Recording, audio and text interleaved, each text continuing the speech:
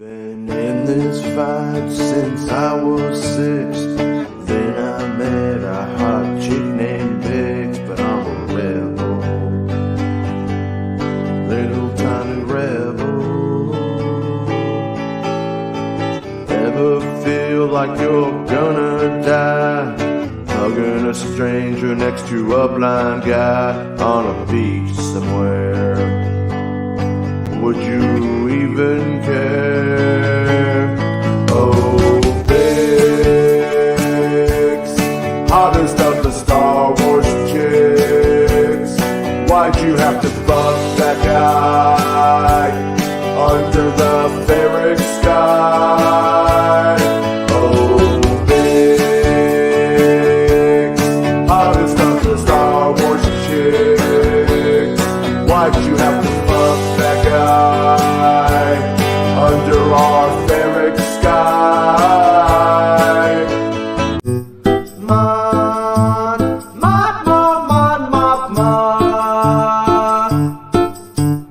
guess who's coming to dinner tonight? Mon,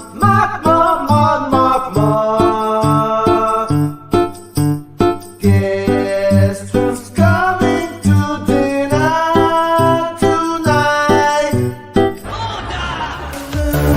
All you wanna do is have a good time, good time.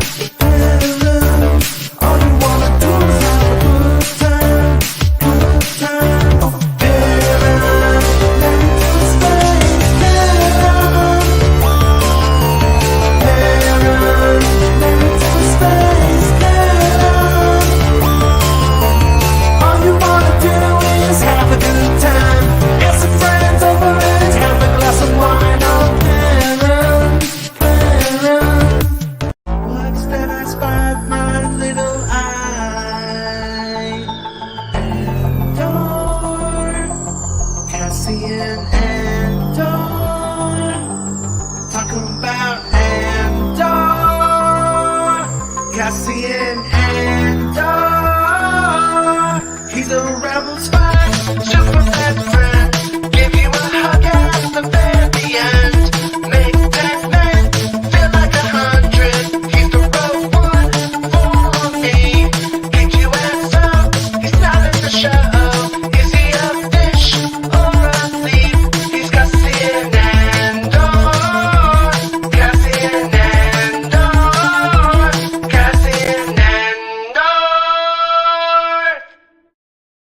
Hi, I'm Jason Ward from MakingStarWars.net. How's it going, everybody? I stayed up all night, then I got up, and I did it again. So I watched Andor, I watched Tales of the Jedi. So really quickly, Tales of the Jedi, surprisingly don't have a lot to say about it. It looks really good. The story beats, they're on. I dig it. I liked it. Didn't appreciate it coming out with Andor. I only have so much dopamine in my little brain that can experience joy in one time, one sitting. So it kind of gets a little bit buried for me. And maybe it's because I'm becoming a lame ass grown up or something. And I'm like, I like this Andor show. But Tales of the Jedi, I don't think it feels like Clone Wars. It's using some of the character models. Like I saw like a little Yoda back there.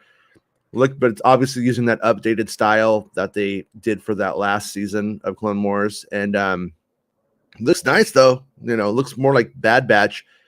Very slow, not like in a bad way, but there's a lot more like brooding and contemplation, which is sort of not something like Clone Wars would give you too much time on. To be like, boom, cut out next, And this one, it tries to play with subtlety. So that's kind of cool. But like it, don't necessarily, I'm not in love with it. I'm not freaking out about it. I love the Clone Wars. I love the Clone Wars when it's on. There's a couple of episodes where Clone Wars where you're like, yeah, that didn't need to exist or whatever. But for the most part, like Clone Wars, I'm like, yeah, it's cool, is what it is. But nice to see those stories. It's exactly what I expected for the most part. didn't really Ahsoka's and Naruto rocked it on their spoilers for that shit. Got all that shit right, more or less. Little nuances, nothing notable that was off really. So cool. Is what it is. Probably watch it again. And then just for like full disclosure about my experience with it, stayed up really late last night, put it on, watched all of it after the show last night, but I could not finish the final episode. So I woke up and watched the final episode of Tales of the Jedi, and I was like, all right, cool. So so a bunch of Naruto and Ahsoka's stuff was totally confirmed, which we knew we knew that was going to pan out when we saw that they had the footage of Yaddle. So it was pretty clear it was going to go that way at that point. In terms of Andor, we had Bespin Bulletins, Melshi. For me, we had Shaka Feats, we had Andy Serkis, the no talking prison stuff, stuff like that. So yeah, it was good. It was good that it wasn't completely a sea of fakery, fan math, and tomfoolery. But good times. And by the way, I don't know much about it, but I saw Scarif After Dark had a friend that had sounded like a fire maybe, but they're doing some kind of fundraiser. I retweeted a link to it on my Twitter. So if you want to help out what sounds like some Star Wars fans, and Scarif After Dark are our friends, and it's their friends, so by proxy, I'll consider them our friends too. And so if you guys want to check that out, and it's Scarif After Dark, if you want to post a link to the thing in here, by all means, go ahead and I'll try to make sure I share it if I'm not dumb and miss it. If I miss it, point it out to me. So Baymax says Andor 8 was nice. It rammed a lot in. That's what she said. Oh, hey, you. I didn't even see that, but cool. All right. Anyways, yeah, so this episode was super good. Super good. I mean, it for Star Wars, I think it's super good. Because when when you have, like, we've had years of like stormtroopers walking down and going, "Hey, you, shut up!" And then they're like, and you're like, well, okay, so they act like assholes, and then you go, it's not that big of a deal. And in this instance, though, we're seeing what happens when they're assholes to you, and that because you're going to the liquor store to get some chick you hooked up with, some potato chips. What are they called? Bezos or something? I can't remember. But you kind of see how all of that stuff pans out for no reason. He didn't do anything. And then look at him now. He's in a labor camp for 6 years, and it's not fun. And it looks like a nightmare. Like my second time watching it, I was like kind of feeling like, man, for Andor, I wanted this day to be done. Like, you want him to go back to his bunk and chill, and just like, oh man, this doesn't end. But the big takeaways from it were Melshi going, your number doesn't matter. This is never ending. So we have those guys doing signs and stuff in there, sign language in there to like communicate.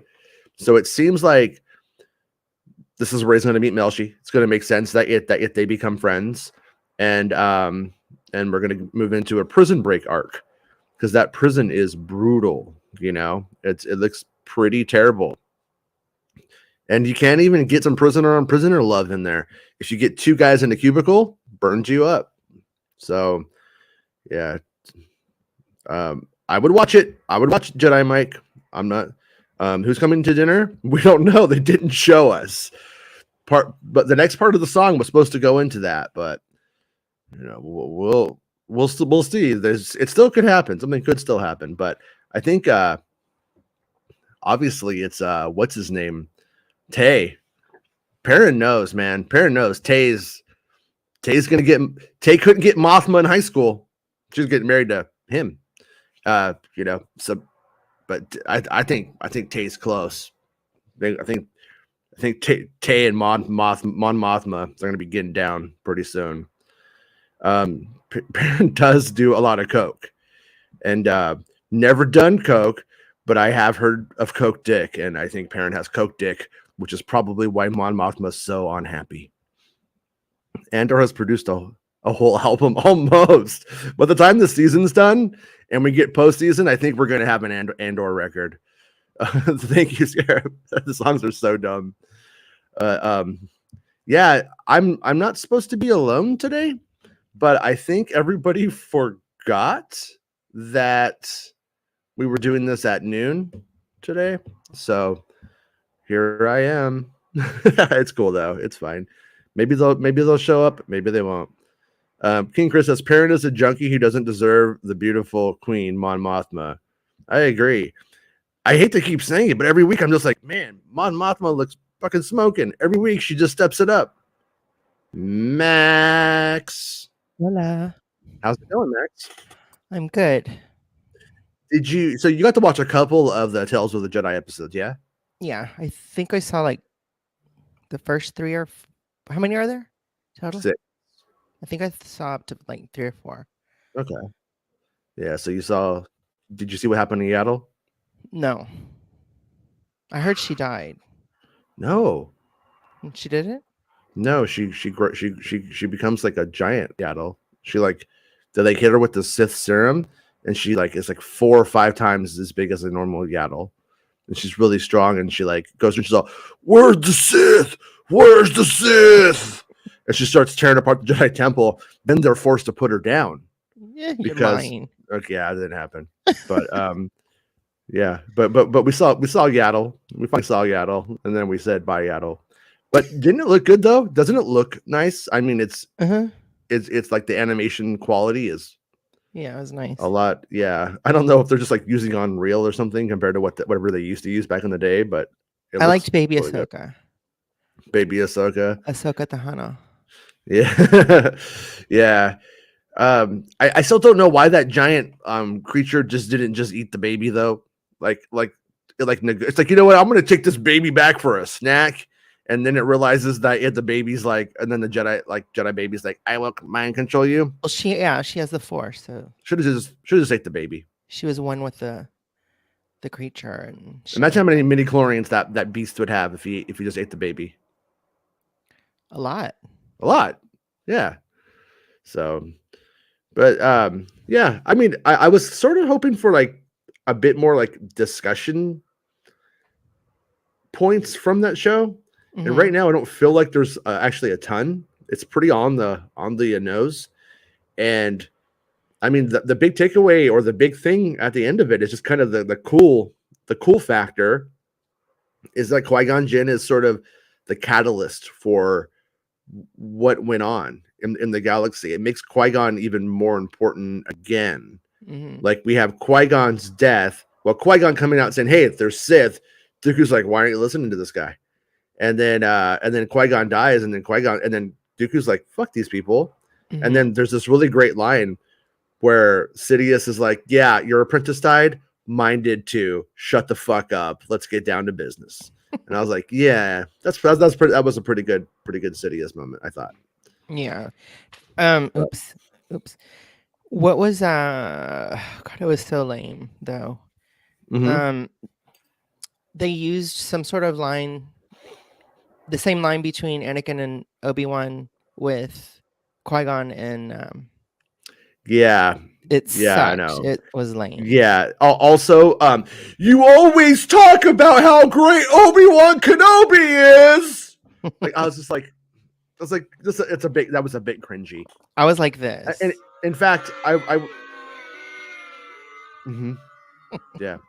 Yeah, there's like a lot of there was a couple of lines that are really, really awful too. Filoni does not write good dialogue. I can't remember what it is. It was like redundant. It was like we're gonna have like I don't remember what it was now. It's like a council time session. It's like council time and council session are like the same thing. It was something like that. I was late last night and I was just like, come on, Filoni, I'm too tired for this shit. So remember I said I was going to eat breakfast and watch the show? You ate dinner and watch the show. Huh? Did you eat dinner and watch the show instead? No, I watched. Was it topsy-turvy morning for you? No, Everything was backward? it was ready for no, it was breakfast time. Okay. So I accidentally my fingers are sticky. I had Mhm. touched something with syrup on it. Yeah, Say that's pancakes. what they all say. I know. I got in trouble today. I make my daughter pancake or waffles, and I'm like, "Here you go." And then she walks it over to the table, and her fork goes into the syrup. And she's like, "Look what you did!" I was like, "You did that? That was you, little punk." She's like, "You dummy." Yeah. Like, what do you want me to do? Fucking be like a little Anakin feeding you pears with the Force? No. Get your hands sticky, weirdo.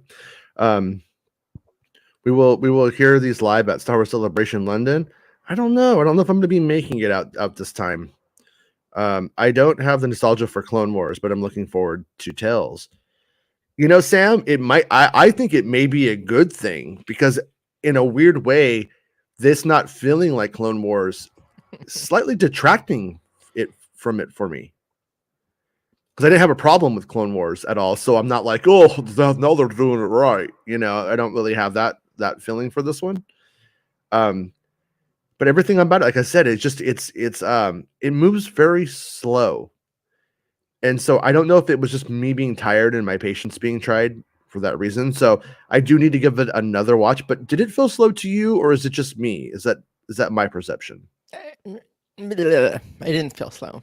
Okay, because I felt like it presented an idea, then the character processed it. I already had, and then the character reacted to the processing, which I had already done. So I just felt like I was continually one step ahead of it at times, but not Andor though. Not Andor. Feels like Shogun style Filoni verse awesomeness. Yeah, I think that's what it was going for. I think that is like the big difference. And there was a video that came out today from EW where Filoni and Favreau are like, "We're making more Star Wars stuff. Here's everything coming out," and you don't really learn anything from it. But the one thing I thought we could glean from it is that if he says that he's tries to make Ahsoka like one of the Kurosawa films, and so I think maybe in studying that what he was going to do, I think it influenced this. I would not be surprised because it definitely does. It does have pacing closer to a Kurosawa kind of thing. It does have that, and it looks so pretty that there's times I don't mind. But there is that old, faster, more intense. Let me rewatch it 10 times and get the beauty. Don't linger on the beauty. That's what I say with Star Wars, anyways. Yeah. Unless it's Bix, in which case linger, friends, linger. Baymax says, Tales of the Jedi felt more grown up than Clone Wars. Yeah, I think so. I would agree with that. It was definitely like more like lore heavy, which is what I did appreciate about it. I think that is like the true value of the whole thing is it gives some of the ambiguity of the prequel films a bit more clarity, which may help some people. I didn't need it though, but it definitely helps. And I will say, I felt like I always knew Qui-Gon Jinn was exactly what he is in the show to all of this, but it definitely, I think, helped me appreciate it more seeing it so bluntly, seeing it actually on screen, as opposed to it just being a feeling of sort of a common sense reduction tacitly created in my brain that's not really thought about too hard. This just like literally shows it to you, and it will become common sense to Star Wars fans. Like, yeah, that's what all of this means, and it will probably enhance the prequels. King Chris says it's very hard to compare the two. If you try, it doesn't mesh at all. Once you take them for what they are, it's much better. I thought they were both awesome. Yeah. Like I said, not really any problems with it. I could also see why Ahsoka's source thought that the end of the Sidious Dooku episode was on Geonosis. I didn't think so, but I could see why. It was definitely like not an error where you're like, oh, you idiot. Like, what were you thinking? Like, I had sources in the past where like I broke Death Troopers. There's like they're black stormtroopers. so they're not different. No, well, they're kind of different. Oh, so yeah, so no, they're just black stormtroopers. You know what I mean? It's like it's that shit can get frustrating sometimes. But yeah, so many scoops. Yeah. Oh yeah, Andy Serkis confirmed. That was when I wasn't. Let's say I was sweating it. I don't care if I get one wrong. Oh well, I get enough right. I'm just like I don't care. But it was nice because I started to think this Andy Serkis shit doesn't sound like it's panning out because there had been no indications, really. You know what I mean? So, so Scarab says, "Thank you, Jason. Our friend's family had a horrible house fire and lost everything. Doing a 24-hour fundraising stream. So yeah, so make sure you guys check that out. And if you have anything that you could donate because that is terrible. And I hope they're all doing okay. And that if they're happy, I assume no one was hurt, and that's the good thing. But you know, people still need beds, blankets, towels, stuff that didn't burn up. You know, come on. Sad. Yeah, it's really difficult. Thomas Shane said, I had to unfollow certain YouTubers last night because I've grown tired of how they crap on one show to raise the other and saying they don't like something, it doesn't have a Star Wars feel to it. Yeah, I understand. I understand that. Like, people like what they like, and then they want the totality of something to be that. But Star Wars is just so much more dynamic, you know? I could really have a good time watching Gaston Bieber, this little tiny Jar Jar looking dude, in a void on a weird planet in Clone Wars, and then go watch Mon Mothma at Senate meetings, and then watch Anakin Skywalker talking about sand. And I could have a good time with all of these drastically different forms of quality and shit at the same time, and it could be fun. And like that's, you know, I love when that sand monster comes out in Book of Boba Fett. Book of Boba Fett is not my favorite Star Wars thing, but that fucking sand monster Yes, comes it out. is. You That love thing's it. fucking cool. It's like, you know, it's a good time. I was into it. But there's people who will say it's all one thing or the other, and the truth is it's just like it's like people like you ever met somebody and like you're being silly, then there's like that's a silly person, or you're like serious and then they're like, oh, he's uptight. It's just like I hate people like that. It's so fucking stupid. People are dynamic, things are dynamic. You know what I mean? I could be a serious asshole for days on end, and I could be a fucking idiot for like hours. You know what I mean? It just Me too. things, yeah, that's why I love you. You know what I mean? Yeah. Things can be, you know, not everything has to be fucking like one thing all the time. And you can definitely have your preference, you know? Yeah. I mean, there's Totally. nothing wrong with that, but you don't, you know, shit on it because it wasn't that one thing that you want. Like, Are people still shitting on the show? I'm not even paying attention. yeah, but I honestly they exist, but I don't think that it's really sincere. I think it was made up. I think it was decided that this was going to be the angle. I think the angle was decided before. Like, not to pick on anybody. I watched somebody's reaction to the things, and they were just like, "Oh, Cassie is supposed to be the leader of the rebellion. What the fuck is this?" And it's just like, you guys, like, no, he's like 21 here. He's never the leader of the rebellion for a second, but also you're hate watching this before you even started it, you know? Yeah. So but yeah, I mean, I don't think you should only follow people who you agree with all the time, because then you just live in a bubble. But also, if there's not sincerity there, or it's not fun, because I mean, this is your when you're watching YouTube and stuff like that, it's mostly your leisure time, right? Unless you're watching like the news to like get like what's going on in the reality I live in. You should enjoy yourself, and it should be fun. So there is that, and that's, you know, sometimes I enjoy watching people who I know they don't get it, but I like to see like what are they thinking, you know? And that's kind of how I tend to watch when I do watch other people. That's how I tend to go, because it's just like, oh, I want to know what Scarif After Dark, you know, what are they thinking? What is it that they're saying that they don't like about the show? Well, I think that the big easy one not to go with is this doesn't feel like Star Wars. It does, but it feels like a different part of Star Wars. Yeah. I mean, it's that THX 1138 style of oppression versus why you rebel. That's always been there. Mhm. I mean, if for instance, this is a dumb example, but imagine you just like took the moments with Aunt Beru and Uncle Owen getting charred, Mhm. and then showed Luke's rebellion, and you said Tony Gilroy never saw. Then Luke goes to become a Jedi, right? You just showed that to like Tony Gilroy, nothing else. Mhm. You could walk away making this show thinking that's what that belongs to. Mhm.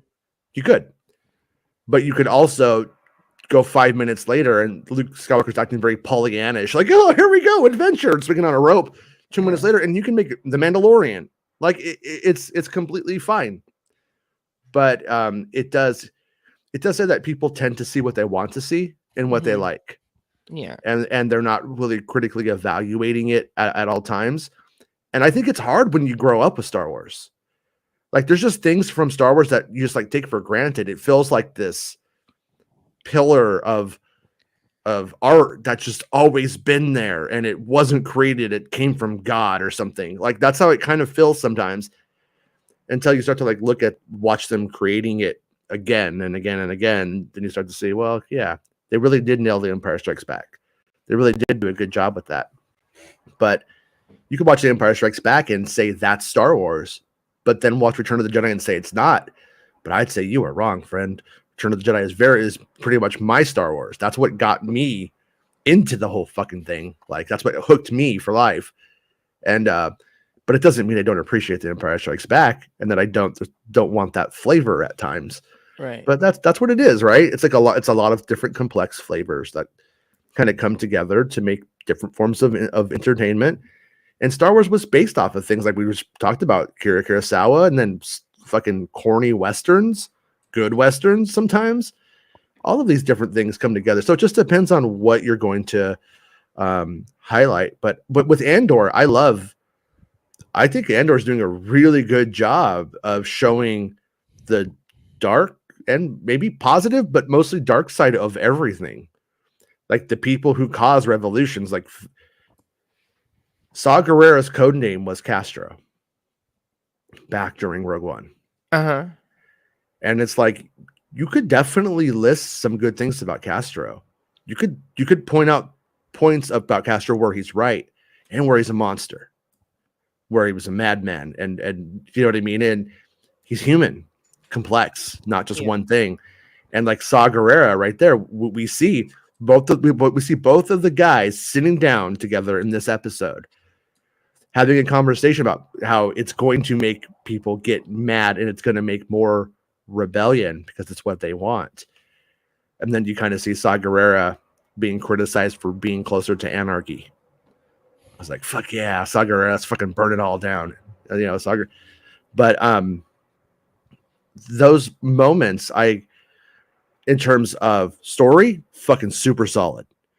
Then in terms of if Star Wars has any kind of responsibility to teach citizens of the world about the reality that they live in, if people love to go, Star Wars is a modern myth, but then they don't know what that fucking means. Myths are what guide our moral compass and how we negotiate and navigate the world. This show is doing that. I wouldn't say it's necessarily mythic exactly, but it's the same function. So if you're sucking on the cock of the mythic stuff, you gotta suck on these balls and these political balls. And these balls are saying, you know what? Yeah, but the people who start these revolutions, they can be pretty fucking horrible too. But also, it doesn't make them wrong. They're horrible, but they're not wrong. Mm-hmm.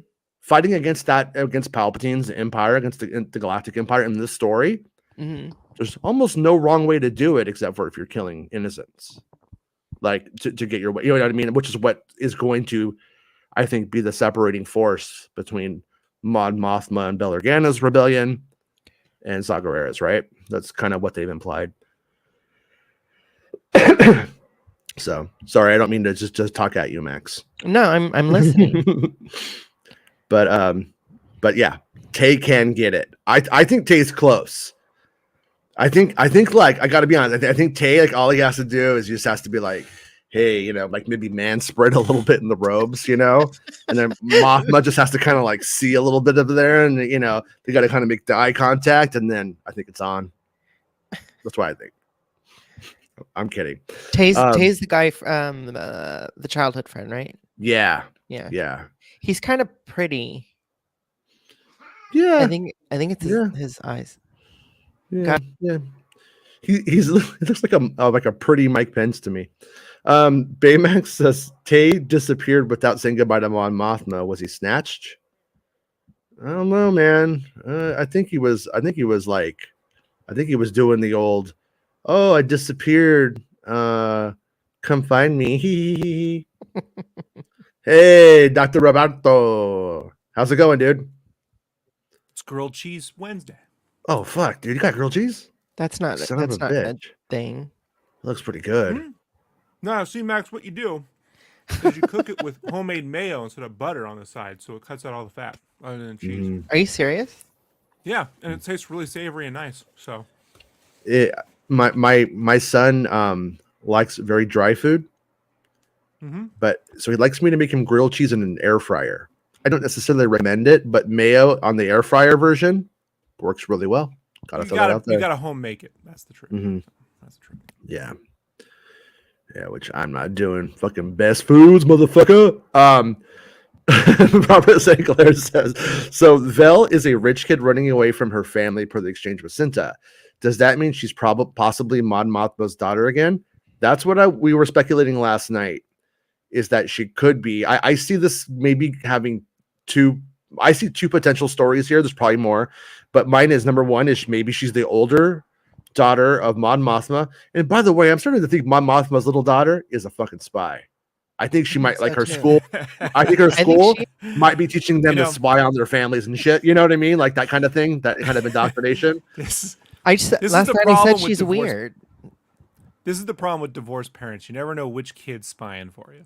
They're not divorced though, right? Yeah. They're not divorced. They're just in a happy marriage. But we know what the end of a marriage looks like, right, Jason? Oh, I witnessed a few. No, not me. I just get blindsided. I just got blindsided. But anyways, I was happy. But no, anyways, so I see her story maybe going two ways. Vel's story, my two predictions are either it could be Mon Mothma's daughter, the older daughter who ran away and became a punk, or she may have a rich parent who they want her to kill. Somebody powerful in the Senate or in the Empire, and they want her to go home and say hello and then love you, mom, and then fucking kill them. And but what if she is Mon Mothma's daughter? What if Mon Mothma begins to separate from Luthen's radicalism? Because we know that she's not with Luthen later on. What if Vel is tasked with killing Mon Mothma because she knows all about him? They clearly don't want people to know about him. They're willing to kill Cassian, and that one I actually kind of agree with in the context of what's at stake and what they're doing and the scope and magnitude of what they're doing. He does just seem to be a little fucking shithead who was a mercenary for hire, who wanted the money, and they pulled off something that is literally tearing like parts of the galaxy apart. I would probably be that kind of leader who would be like, yeah, we got to kill him. I mean, I would want to say that's not the case because we know he's our hero and we don't want him to die, but it does logically make sense in the sort of dejeric chessboard that they're playing. See how I made it thematic? Yeah. Can I point out something that I don't know if people have caught? That's why we're here. That's why we're here, Rob. Diego Luna's performance in this episode really reminds me of Robert De Niro and Jackie Brown. Mm-hmm. And I remember when Jackie Brown came out, it came out on the tail. It came out after Pulp Fiction, right? So everyone was expecting Pulp Fiction 2 from Quentin Tarantino. Yeah. And when they announced Bobby De Niro was going to be, this is after Heat, right? Was going to be in a Tarantino movie. Bobby D. The hype was over the moon, right? Mm-hmm. And then you get this this performance from him where he's largely not speaking. He's doing everything with his up here. Because that's what he did in Godfather, and that's what everybody was like, that's great, right?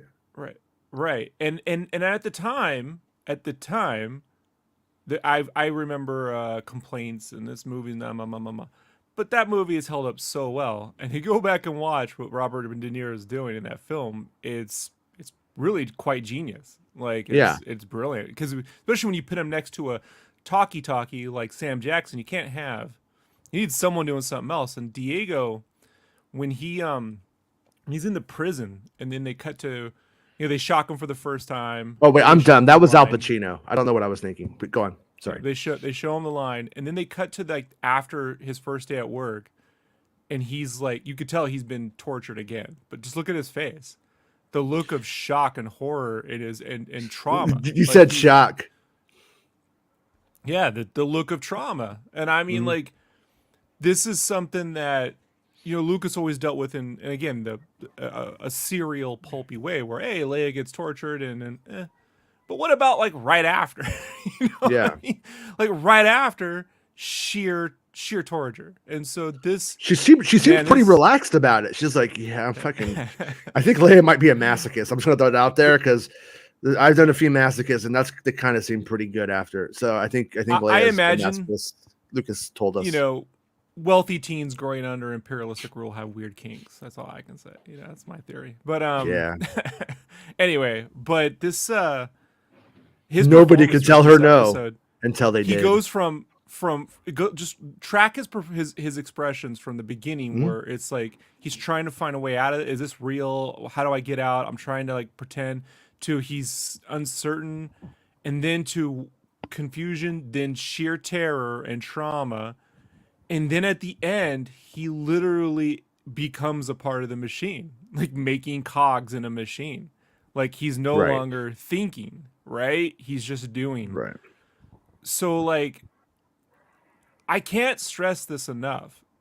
There were like two George Lucases, right? There was the George Lucas that made THX 1138, and there's a George Lucas that made American Graffiti. And had George Lucas made Star Wars right after THX 1138, this is more of what you get. When he makes American Graffiti, because THX 1138 didn't do well, but had it done well and he had made Star Wars, this is the kind of thing you would have gotten. When he goes and does American Graffiti and he gets the documentary kind of like my friends, the familiar, the nostalgia, music playing in the background, right? Wisecracking. That goes into Star Wars and we get the Star Wars that we know. So this is quite fascinating to see, when people think, what if Lucas had made the original Adventures of Starkiller kind of show? I'm like, well, had he never made American Graffiti, it'd be more like this. It's how do you dehumanize not just a people, but an entire, how do you dehumanize an entire culture, entire republic? Like, they're like, surely you've heard about it. No one's heard about it. Rebellion's heard about it. No one knows about this. No one cares. No one's asking. They're on a beach drinking their Mai Tais, and when you get picked off, no one thinks twice about this. No one cares. It is kind of cool though. If you do good, you get like ranch flavor in your mush, in your tube mush. The tubes, man. All of this is this single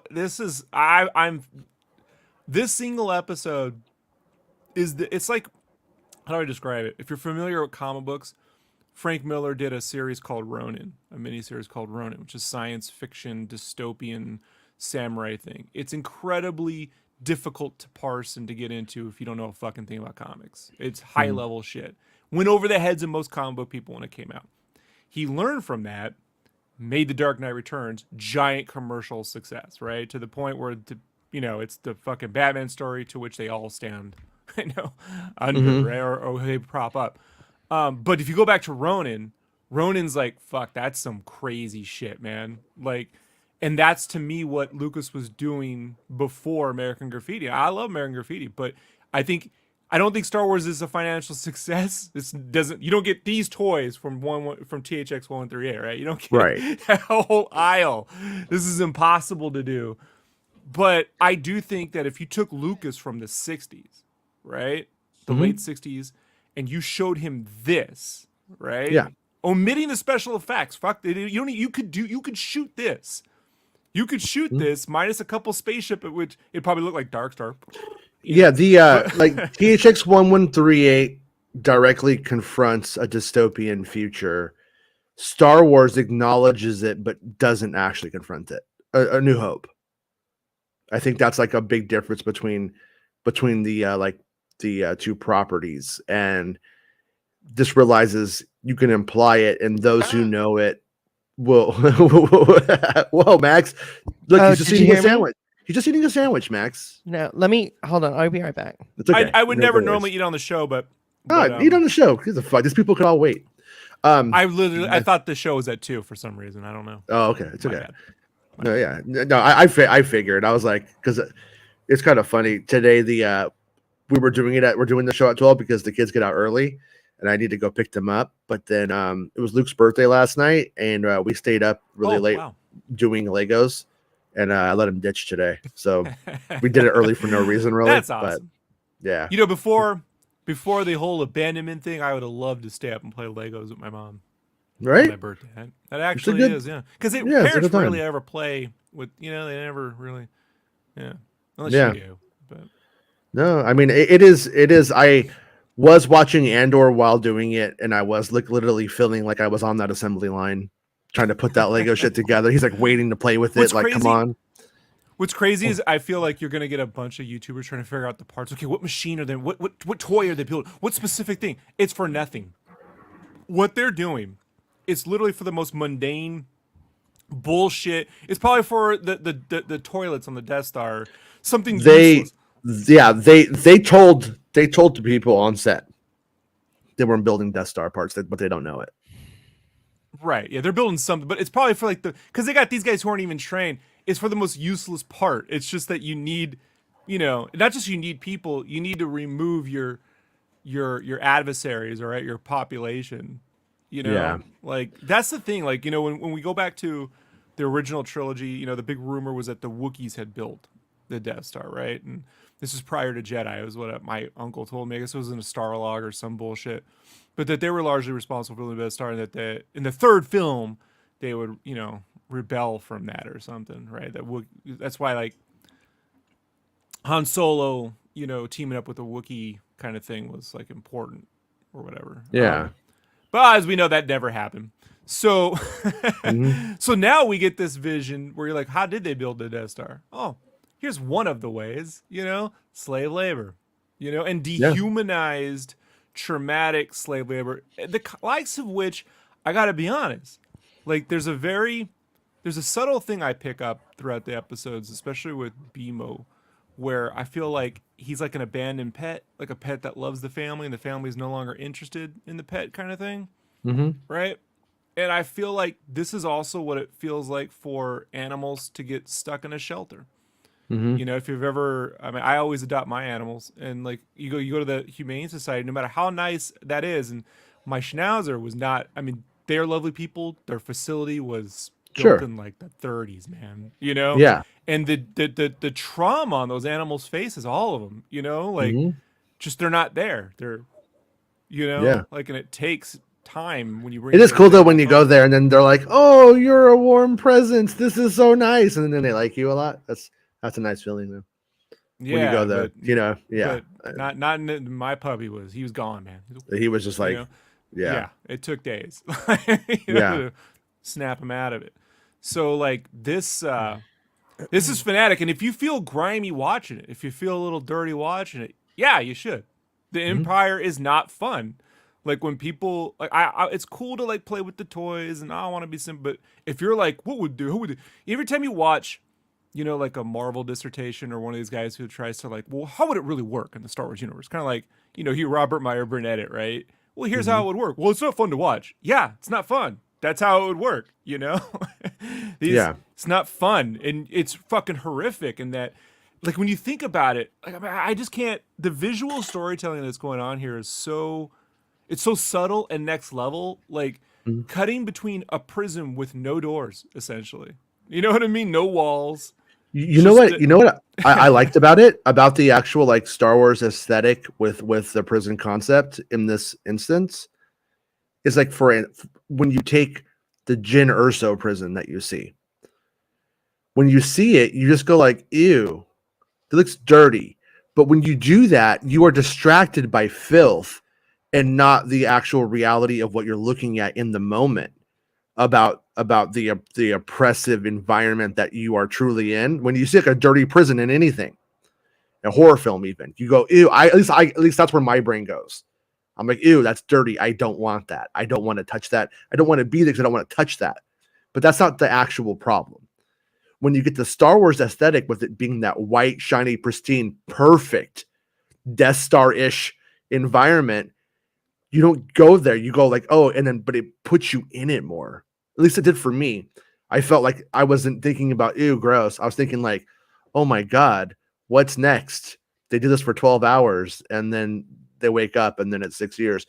And like that is, folks, like, and human, like, I've not been to prison, but the first 2 weeks of basic training, you're in like, I was not usually, some people are there for a day or two. I was there for 2 weeks. It's like in processing.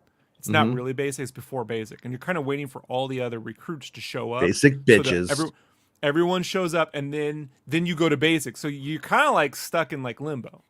Yeah. This limbo period, I watch dudes go fucking nuts because they never experience not being able to do whatever they wanted to do. Yeah, I go crazy.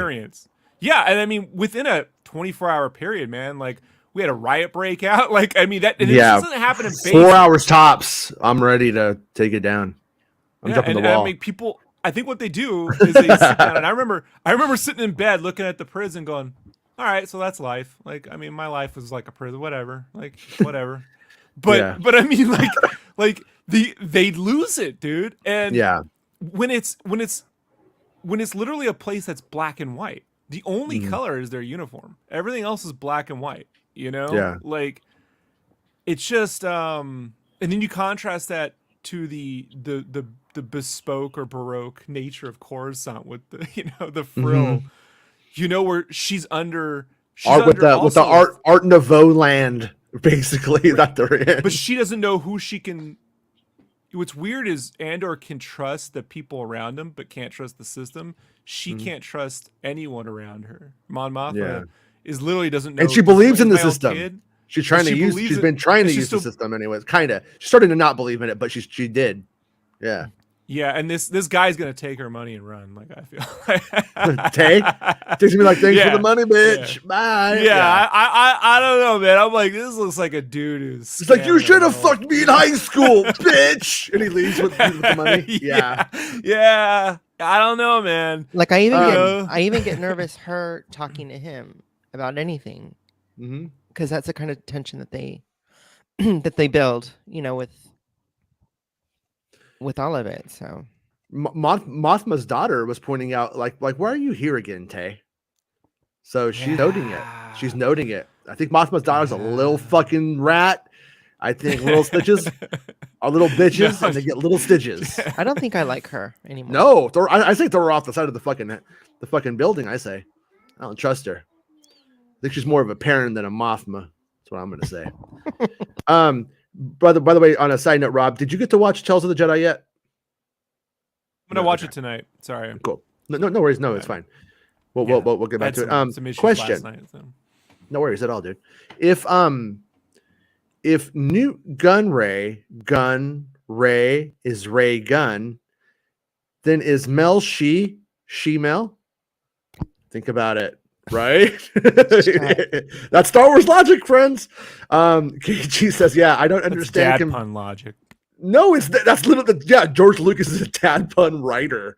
I don't understand comparing Andor to Tales of the Jedi. They're just so different. No, I wouldn't compare them at all. I mean, I don't think I think that would be like dumb. I don't know, maybe probably me. But my no, I'm not sure. My only thing about it is I just like Andor's what I want. That satisfies me enough. And then I go watch Tales of the Jedi. It's like more cool, entertaining. Yeah, I enjoy it. But and Rob, I don't know if you saw that part or heard that part, but basically, it's really not Clone Wars. So if you like Clone Wars, it's kind of irrelevant, and if you don't like Clone Wars, kind of irrelevant to the whole thing. It's sort of slow. It's very samurai movie-ish, and I don't know. I'm not sure if I prefer it or not, but I'm gonna watch it. Scarif loves having. I'm only going to compare it Wars. to Bad Batch. You know what I mean? Like it's the most recent. Oh, it's not Bad Batch at all. Yeah, Bad Batch. Bad Batch is a kindergarten compared to this. This is Andor by comparison to Bad Batch.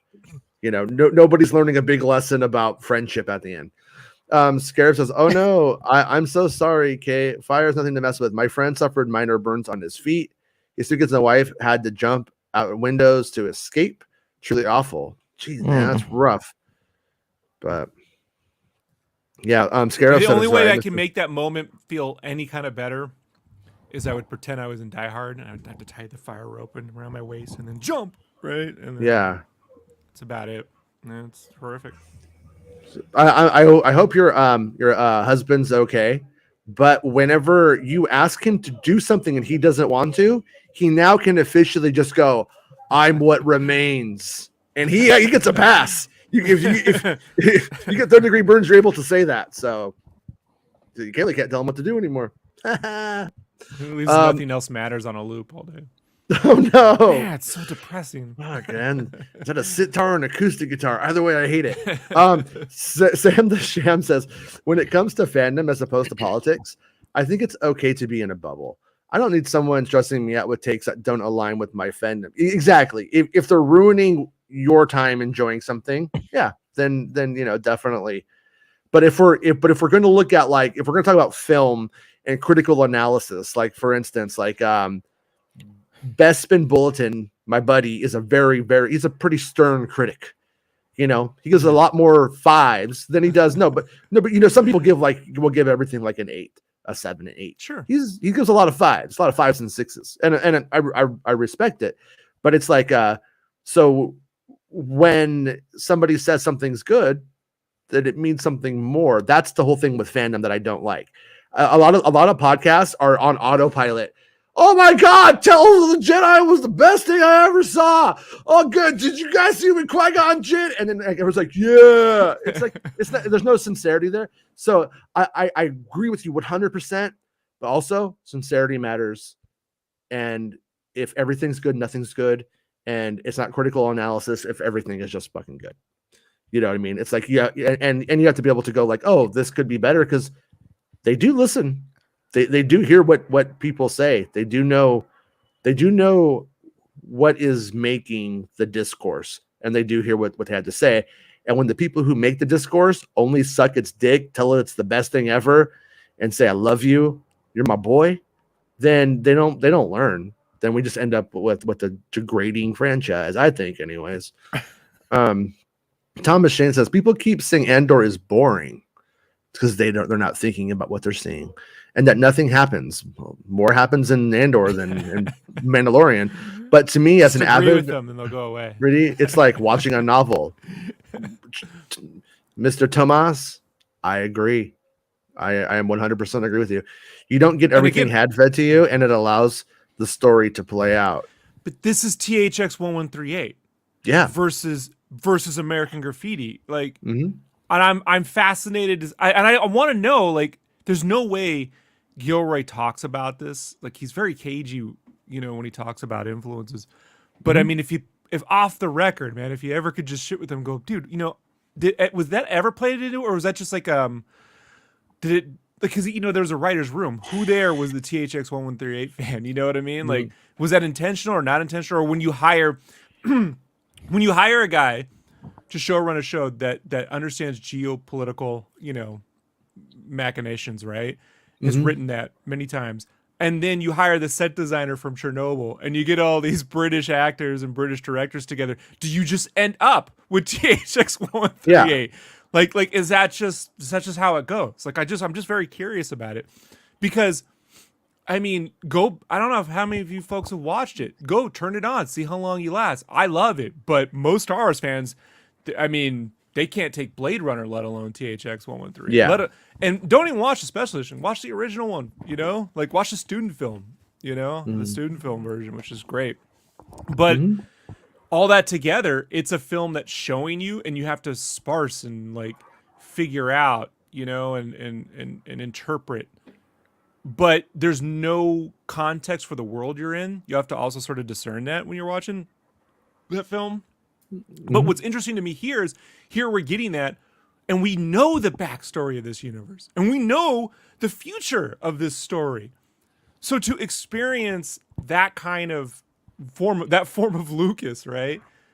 Knowing the back end and the front end of this world and story, it's like, okay, I feel like I'm experiencing what these characters are experiencing. I'm not being told a story with, you know, or whatever.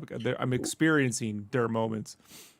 And look at Marva. Like in that episode, we see what happens to an old person who's dying in Star Wars. Oh no, they just go live in huts in the desert and they're okay. No, they're not. It's not looking good. It's not looking too good. You know what I mean? Under the Empire, like what, you know, it's like before this, you might have just assumed, oh, old people, they just stay inside now. You know what I mean? But they can't. It doesn't go well. Look, the only thing that is maybe not realistic is, you know, she'd be playing some kind of bingo or something. Old people love to gamble. Yeah. Grandfather loved it. Do you think that BMO's gonna make it? Nah. No, I think he's gonna BMO. I think he's gonna like take a bomb and like go into a crowd. I think BMO's gonna suicide bomb the shit out of some clone troopers or stormtroopers, something like that. Ben says still no explanation of why Saw's eyes changed color from the bright blue he had in Clone Wars to what he has now. He was wearing contacts. Mm-hmm. He didn't have the bright blue in the episode we saw in the Clone No. Wars. No, that's the whole like the whole dumb thing about it. Is they haven't So given us in anything some about episodes, Was that Of the Clone Wars Clone Wars, or he had Rebels? it. I thought Rebels he looked like Forrest Whitaker. Yeah, it's Forrest Whitaker in Rebels. People like to minimize that, like it's not important, like they just recast it, but they gave dark skinned people bright blue fucking Dune eyes in the original inception of him, which makes it like if all of a sudden Ahsoka showed up and she was a human and not a Togruta, people would freak the fuck out. It's the same kind of thing though. It is the same thing. It's just it's like to me it annoys me, but I'm just looking at it like you know, maybe he got his eyes injured doing rebel stuff. That's in my, or he had to get an eye transplant to get past a retinal scanner on a mission or something. That's maybe where he my was head's just at with it. self-conscious about it, and he just Explain. changed him. True. You know, like when you keep doing plastic surgery to your nose, and eventually it falls off. Yeah. Fucking Andy Serkis, man, that guy was a fucking, like, it's weird because you kind of like, in a way, you kind of have empathy for him, but he's a monster. So two things.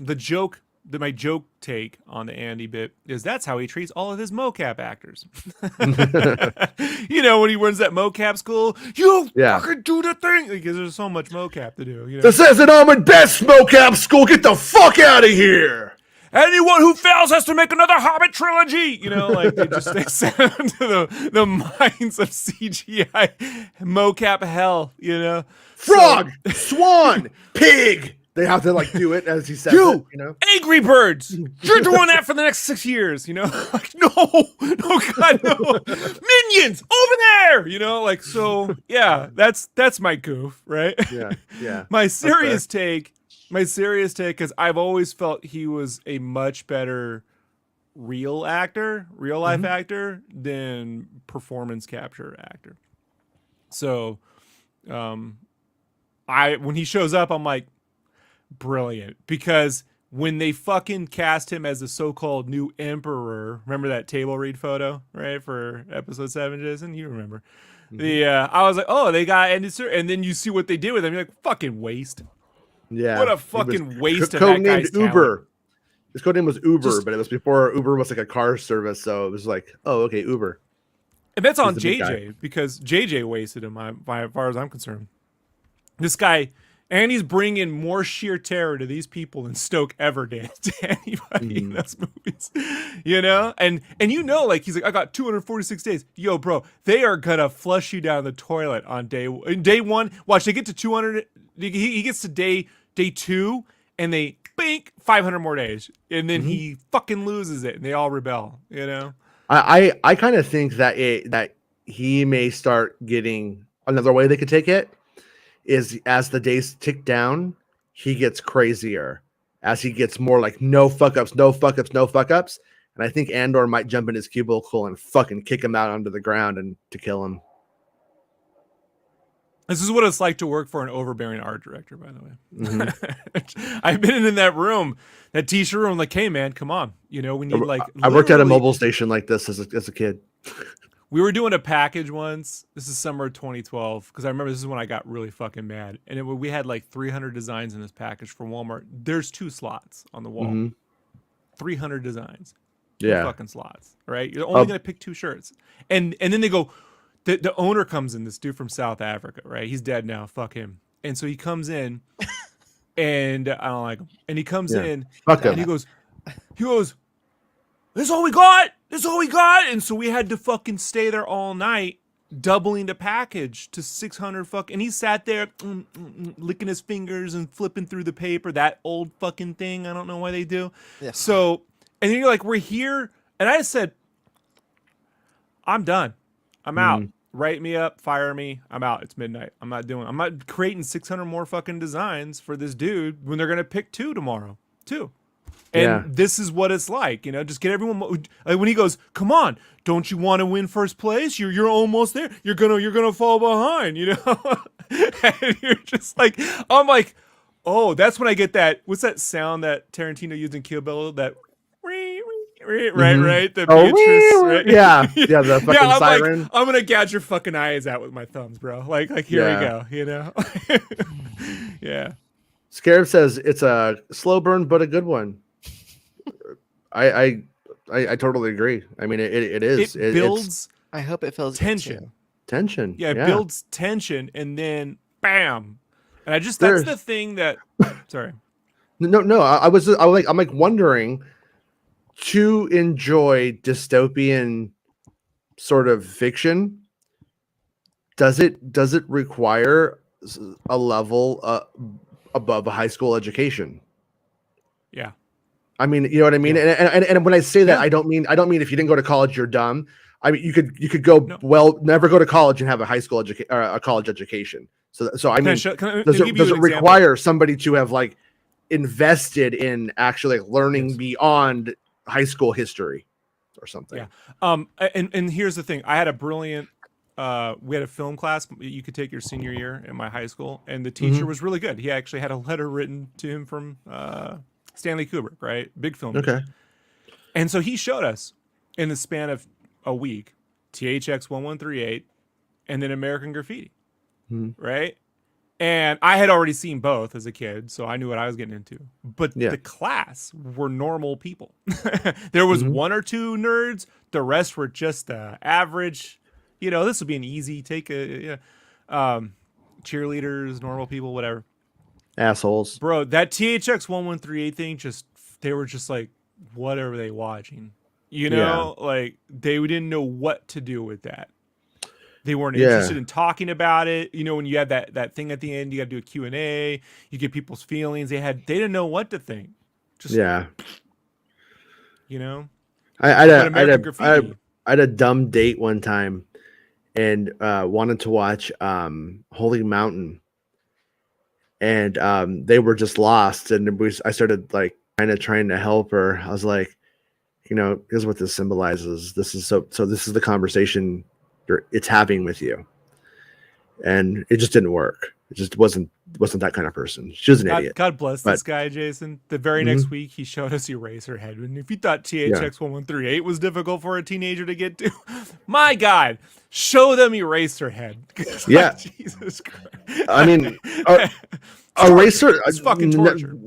I don't think anything actually gives you the feeling of meeting somebody's parents better than Eraserhead. I think that's pretty on. Yeah. Hell on earth. I love it. But yeah, it's that bad. Cinematic. I will use the word again, but I'm a cinematic masochist. I like it when it hurts. Cinemasochist. Cinemasochist. Yeah, we're cinemasochists. Yeah. Yeah, but I mean, it's like You know, I don't know. Like it puts the story structure on its skin. Hold on. It rubs the story structure on its skin. Shit. I mean it. Yeah, I mean, it's like, you know, when a story like this is talking about hegemony and what it does and stuff like that, it's like you have to have that defined for you to fully appreciate it. Maybe not. Maybe I'm wrong. Scarab says there are so many stories to tell from many perspectives. They won't always include Jedi or Force users. Yeah, and that's like, I think, sort of like the beauty of this, and even something that sort of in a weird way is connected to religious people that I know sometimes that sit on their hands because they say God's gonna fix it. And I'm like, well, maybe God gave you the ability to fix it ourselves. If God's real, maybe they are, maybe it is, I don't know. But maybe they gave us 2 hands, 2 feet, brains, eyes, and said, you go fucking fix it. That's why, you know, get out of your ass and you do it. And but that's the same kind of, that's what this story is you can't just sit around waiting for fucking Padme to pop out a couple of Skywalkers and go fucking, you know, grow up and deal with it for you. Shit has to be done it's such a lie on their own. Mm-hmm. It's a caste system like lie to me, because it's like when they tell you just God will fix it, they're telling you to just wait till your next life. You may as well say you'll be reincarnated one day. But when they don't want abortions, they don't have any problem bombing abortion doctors and shit, right? Yeah. They don't go, we'll let God solve the abortion problem. No, we got to kill everyone ourselves. So like, welcome to the 90s. Mm-hmm. So like, I do feel like Saw is one of those like just kill everyone kind of people, you know? like I don't fucking like anyone but my own folks, you know. And Luthen, I don't know, man, dude. The dude's just trying to start a fire. You know, like he's trying to start a fire, and he doesn't care which way the winds blow once it's caught. He just wants it. He wants it to get going how else? lifetime. How else do you burn it down if you don't start a fire? And that's sort of where it's going. Probably a bad analogy considering the people we've had to talk about today are having a bad time. But oh yeah, shit! it is. Yeah, sorry about that. Yeah, no, it's not. I mean, you're not. I was wrong. thinking of the song. You know, we didn't start the fire, except Luthen. He definitely started the fire. Yeah, well, I mean, I'm talking about spark of rebellion and shit. That's exactly what they're implying. But right.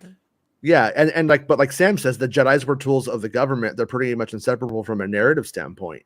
But that's also what makes this actually like the better place to take the story. The better place to take the story is not, the interesting thing isn't necessarily what are Jedi doing after their expulsion from the government, hiding in huts, being sneaky. I mean, I like a story about that, but that's not the actual interesting is what are the people doing now that they're not there? The absence of them and the restoration of them is, I think, the more interesting narrative to build. That's why I loved in Kenobi when they had the path, because you do the space wizards are still there, but they're disempowered. They're hiding, but it's people like Tala that are ushering them through, that are like building this thing. It's not unlike what we have going on in this story. Different tone, but that's what I think is interesting about the Dark Times. Like, I'm narratives. not saying this tone is for everything, but I really wish they would apply this to a Jedi story at least once, because it's something I've always wanted to see. You know, so hold on, this is great. Hold on. Teacher should have gone with blue velvet instead of razor. So check this out. He did show us the opening with the roaches underneath everything, but because of school politics, he couldn't show us any more of the film. Did you guys watch Joe's apartment? This was before Joe's apartment came out. I'm just kidding. Yeah, Forrest Whitaker. Scarab says, I love Forrest Whitaker. The acting is so fucking good on the show. Yeah, that conversation. When you look at the conversation that Forrest Whitaker, Saw Gerrera, has with Luthen, and then imagine though it being done under George Lucas. I love the prequels, by the way. I do. But when you look at that conversation, how it would have been without that director, without the director who they have on that arc, or Tony Gilroy show running it, it makes such a difference. You're able to, like, it was charming. It was somewhat brutal at times. I mean, I watched that scene twice now, and the second time I'm like, when you would get an interview with a revolutionary, you know, who they would be charmed by and terrified by, the reporters. You know, if you ever like read those kinds of interviews, or even when they would meet up with some of the crazier Sudanese Liberation Front armies and stuff, you know, these like militia fronts in the 70s, you know, and they would spend time with these, you know, like, you know, you spend time with the Black Panthers, some of them super charming, some of them just, you don't know if they're even there to help their own people. Like, are they're there to kill them all? Like, I don't, Right. you know, like, what is their real motive, you know? Yeah. So it's not a clear path, right, or a clear edge or line. I don't know the description I'm going for. It's not black and white. And what's crazy about this, the way this show's set up, Andor is living right now in this episode in a black and white world. Yeah. Right? Like it's pure black and white. Here's the thing that will kill you. Here's the way you live. Here's the thing that will kill you. Here's how you can survive. Right?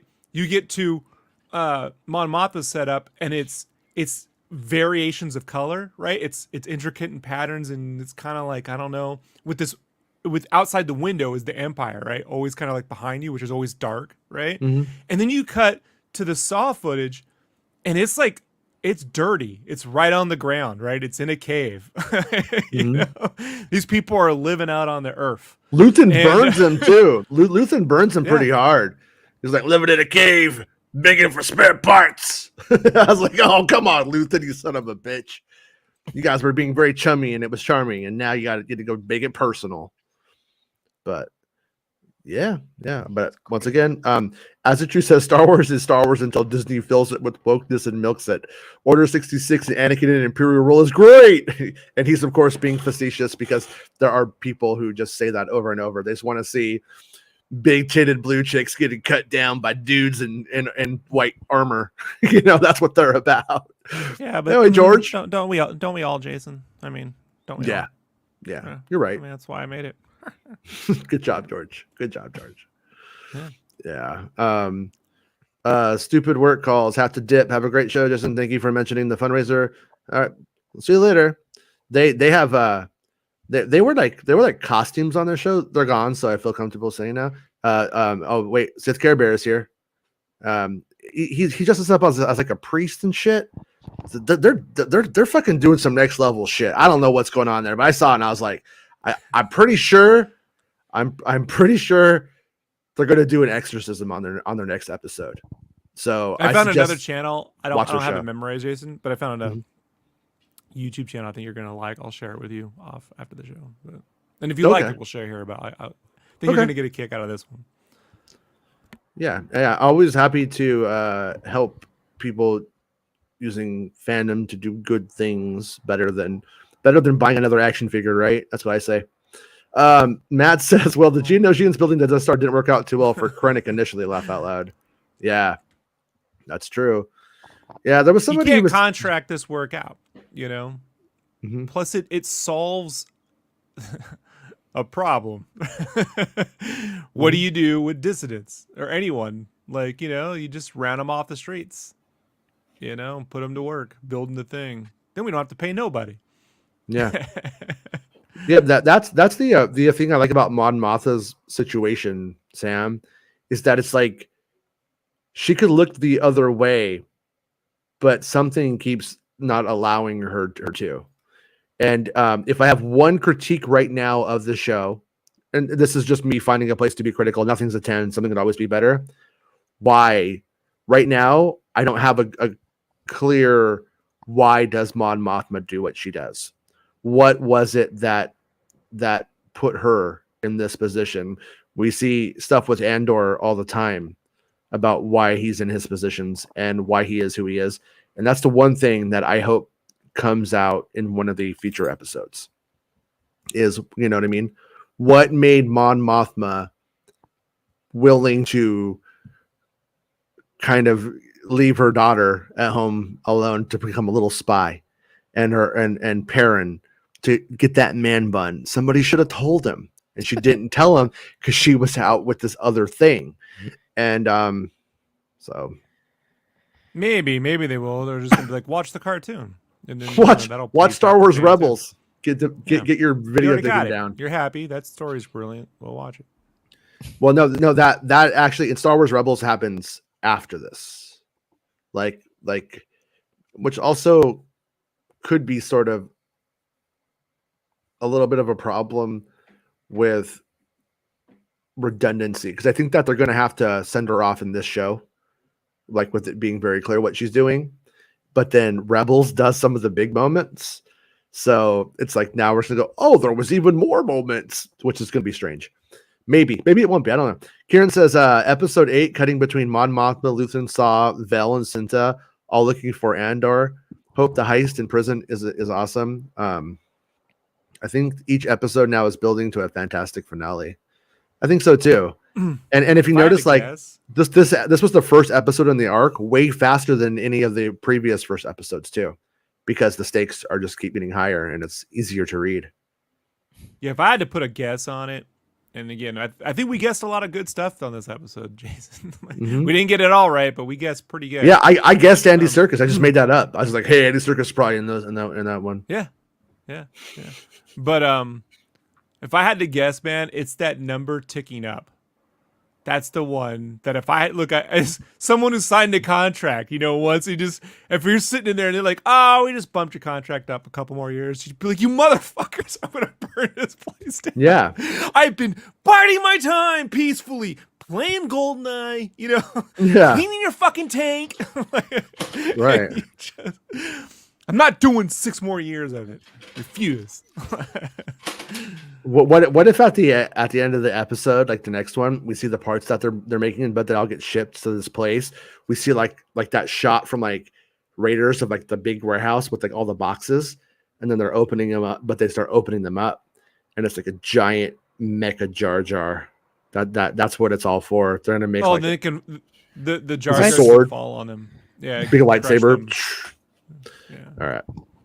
But I do think you're right. Jar Jar Leon, even Jar Jar Leon. I'm waiting for the videos. What are they making? I think they're making AT-AT blades. Yeah, that's what I was saying. Yeah, I'm agreeing with you. Useless part of the Death Star there is. It's nothing even that important. Toilet flushers.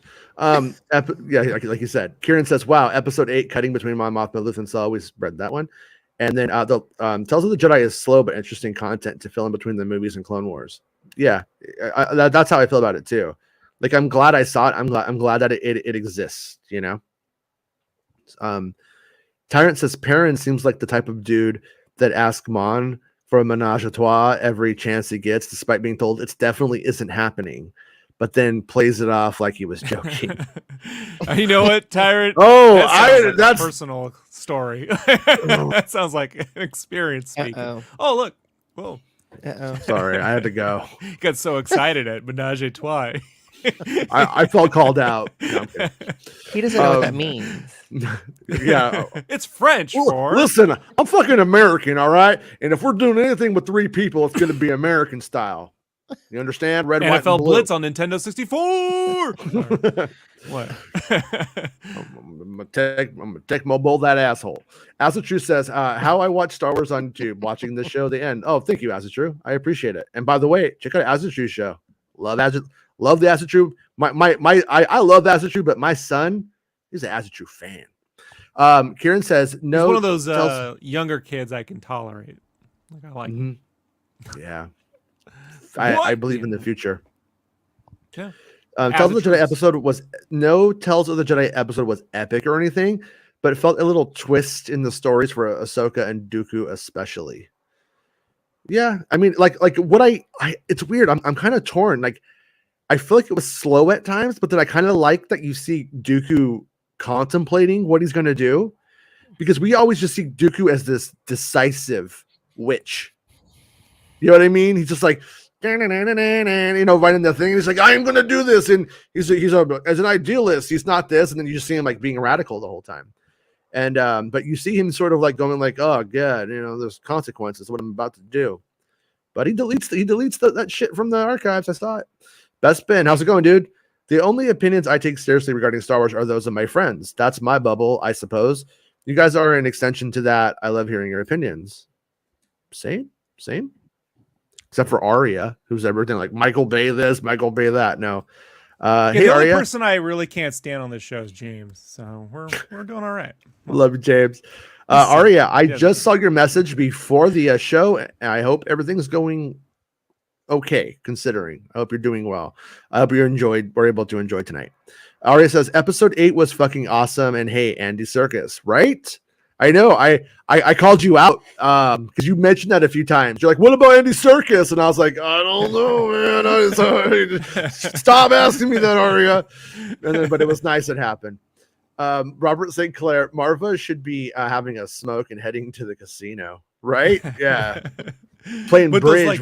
Those brown thin clove ones like Iman would have or something. Oh, wouldn't it be cool if she ended up in the cantina for a holiday special with B. Arthur, and then they had like a Star Wars Golden Girls rebellion for him? That'd be so fucking. If they had deep-fake B. Arthur and she's her bingo buddy, and they go with BMO for for bingo, and he's like, but you forgot and he's got the stamps, right? She's just annoyed with him. Can we give B2 Emo the voice of Sylvester Stallone's mom or whatever, the old one? No, I like his voice. Hey, we need Golden Girls. I need Golden Girl Star Wars. That's just the end of the story, though. Dale says he was just wearing blue contacts. Like, why make it a big deal? You try wearing blue. I don't think he was wearing a blue contacts during the Clone Wars, and all of his brothers and sisters and people that he lives with in his village. As the truth says, it feels like this is the first time one of the toys didn't get killed off in the first 2 episodes briefly in the show. What do you mean? Wait, one of the toys? I'm confused. Tyron says I have like 3 movies that are 10s and 1 video game ever, regardless of franchise. So if you are handing out 10s like candy on Halloween, then you're just a yes man, and you're almost as bad as trolls. Yeah, I'm with you there too. I definitely good prog rock. I just feel like like really, like even Ocarina of Time isn't a 10, but it's a 10 to me. You know what I mean? So I get where you're coming from on that one. But that's like one of the few games I would give a Jason 10. Kieran says, totally understand now the needs for Andor to kill the guy in Rogue One. He can't go back to prison. Laugh out loud. That's a funny way of, I ain't going to jail for nobody. I ain't going to jail for you or anybody. Yeah. Hey, Jason, I'm gonna have to go. I have to go. All right. I'll see you next time. Bye. Max, she's a Lego maniac. Lord Tasman says, one of the full THX vibes, even the music, and I'm here for it. Hey, Thrawn, how's it going, dude? Dropping by to say hi. Miss you, buddy. Miss you bad, buddy. Tyrant says, teacher should have gone with blue velvet instead of a razor head, which we had on that. Tyrant says it's a double-sided paradox. They want both divine intervention, but free will, which is countless other concepts in the Bible, are constantly in contradiction with their own concept story to story. Yeah, it is very confusing. Do we know if season 1 was filmed before they went from 5 seasons to 2? They do seem to imply that, Sam. They seem to imply that once they were filming season 1, they were like, fuck, no, we can't do this 5 times. Like, we just don't have it in us. Like that seems to be what it was. And then the bigger like seasons, the season big plots lines became like arcs. So that's kind of the vibe I get, is that like each one is practically a season's worth of what the plot would have been. And that's probably okay, because to certain extents, like we don't need like all of the subtle shit with bakes and stuff like that to be like revisited every time. And like, it would be nice. I would not mind having 5 seasons of the show just existing on a shelf right now. I would love that, in fact. Yeah. But in terms of a loop, I get, I don't know, Jason. I don't know. Like, they're making endless action figure Star Wars. Like, you're getting literally 24 episodes of it are filming right now. Yeah. You know, right as we speak. So it's like, if they only made this for like, we're giving you 30% fans out there, 30% fans, something 5 seasons worth for the next 10 years, you're going to get this fucking thing. Great. If it ain't for you people that not you, but the people out there that are impatient with it will grow. You people? What do you mean by you people? Yeah, I'm never growing into the Clone Wars. You know, like I'm never growing into that cartoon. It's not for me. You know, Visions is for me. Clone Wars ain't. That's just how it is. So I don't know, man. I wish they would, but I You're think making what it based on happens off of a is movie, and some goofy clips of Mon Mothma I just showed you. not interested into it. So the thing is when these folks just realize Gilroy how hard it is to do this, and he's like, I can't spend the next 10 years of my life doing this. Like, and that's quite frankly the same realization Lucas came up to in the 80s. I can't spend the next 10 miles. Oh God, just cut the Ewoks and Wookiees in half and make them Ewoks. You know, like that's kind of how you cut the budget in half, do it in half the time, get it out. So, you know, this is not them doing that. This is they found a creative way to in one season, that's season 2, to jump through the story that they want to tell. Yeah. And so, you know, I wish there was more, but I'm not going to sit here and be fucking mad that we're only getting 2 seasons or, you know. Yeah. Yeah. I mean, at the end of the day, if we, end up with 2 seasons of quality, good. And to be honest with you, I would be a little nervous about a show like this, though, in that ecosystem being taking over 5 years or 5 seasons, because it would take over 5 years to do it. And it might just get to season 3 and then just get fucking canned for some reason, just not finished.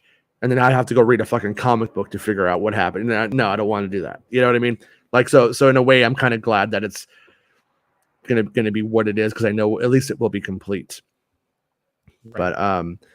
But also, one thing I think to consider is that their shit obviously gets cut out, right? Things don't get finished because of that. Or concepts that they wanted to do. So Brasso might have had this fucking really cool arc or storyline that doesn't get touched on. And Tony Gilroy might be like, hey, Susanna White should make that Brasso fucking thing a limited series or something. And then it might lead to, something else in this style of Star Wars that's still to come. I don't think it necessarily means that we won't get any more of this or that. And Gilroy writing it is obviously totally essential, but the directors who worked on it, it's sort of weird how Deborah Chow does something right one time and everybody's like, give her the whole, because the president of Lucasfilm, and let her film every movie ever made from here on out. And then these directors have fucking rocked it, and nobody's kissing their ass, and they should be.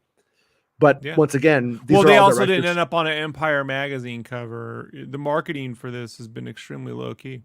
Yeah, to be fair, when the Mando comes out, because, and I'm going to tell you, check it off your Rob bingo card. That Baby Yoda is why they're touting all the directors' names. Had Baby Yoda not been as big as it fucking was, and Mando was just some cool Star Wars things, they wouldn't be touting. You'd just see Favreau and Filoni on something, mostly Favreau or Kathleen Kennedy. The directors come out when the show transcends. If this were somehow, there's no world in which this would ever happen. If this show was doing such insane engagement numbers and shit, then you'd be hearing all about certain directors. They would be touting it internally. That being said, who knows? I'm sorry. Have you seen any of the directors from House of Dragons? Mm-mm. So not every show puts those they put the directors of Mando out like they were going to be the future filmmakers of Star Wars. That's what I was kind of hoping that they were going to do. Instead, they're like, no, they're future TV show directors. So I don't. It is a weird take for a company to say, here's the future of Star Wars on the TV. Maybe sometimes, And then they announce a whole new film with people you've never heard of before, that worked on Marvel TV. That's my only complaint, Jason. It's like you have people that have made Star Wars. They know they can do it. They understand. They've already gotten love and some hate. There is that love-hate thing. And so not to pull from the crew you're building is weird to me, Jason. You pulling from outside. So I don't know. One thing is, I think fatigue working on Star Wars, doing it, and fatigue that happens. People can only do so much.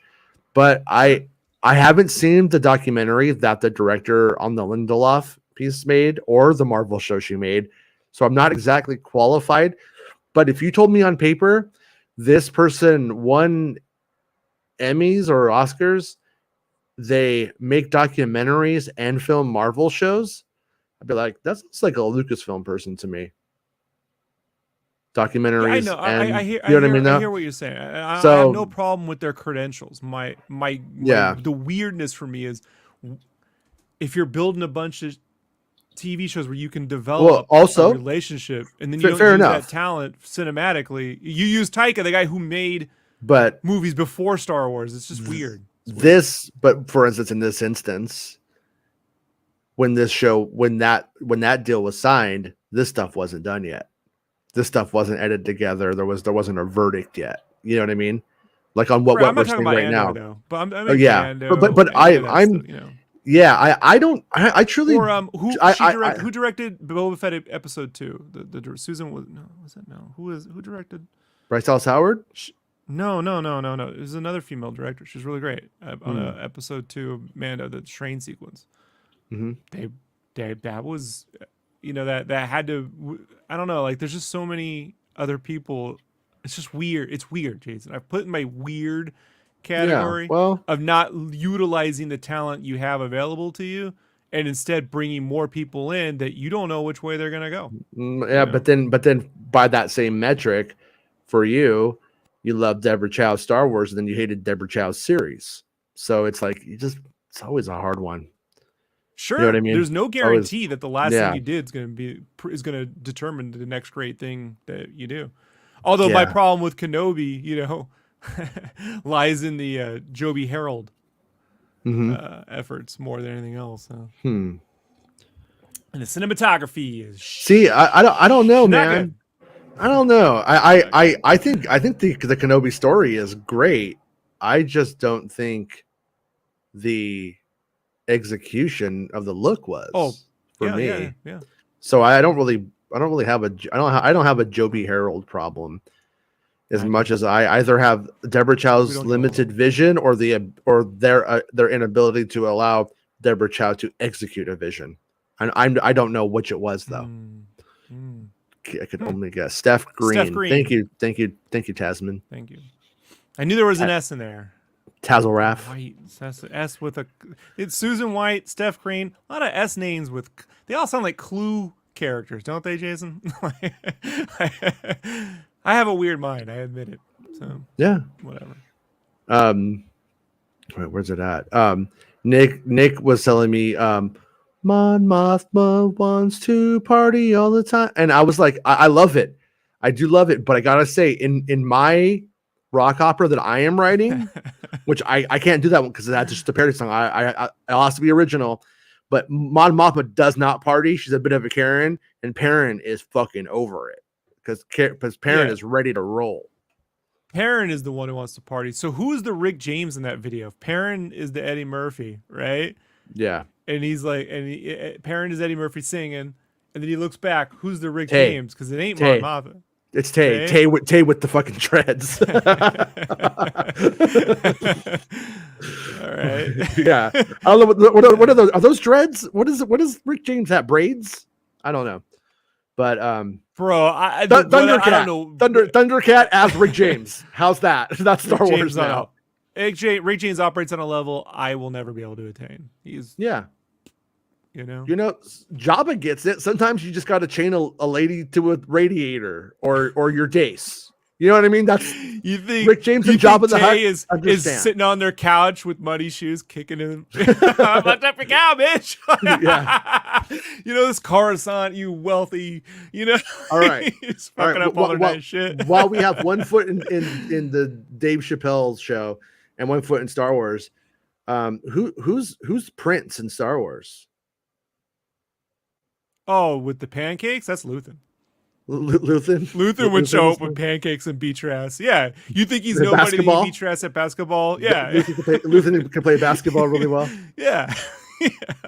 Yeah. You don't expect it. He wears the different wigs. He got the outfits, he goes from being like a performer who loves everything to a Jehovah's Witness, who surveillances his entire house. Surveils. He's got microphones under every fucking thing. So yeah, man, 100% Luthen is Prince. Without a doubt. I think when I was watching this episode, it was more apparent that Clea and Luthen are on the same page about eliminating Andor, right? That was sort of revealed in this one that they are together, right? Can I say this? Mm-hmm. Can I say this about Clea? The way he pronounces her name a couple times, I'm like, did he say Leah? Like it was Clea, or it was like a I can't soft remember. C. It was a softer C. So I was like, just the way he pronunciates words. So I'm like, did he say Leia? Because it's just when you see a British white woman, you know what I mean, who's obviously too old to be in the role, does look a fucking thing like Carrie Fisher. But when for someone who may not be paying attention, you could, you could hear that word a couple times. I had to go, no, but it's like, whatever. Yeah. They like because when they send Vel and Cinta out, they say she's hunting. That doesn't, yeah, what they're I mean? in on it though. We thought maybe Luthen didn't want Andor. No, they're all in on it. So. Yeah.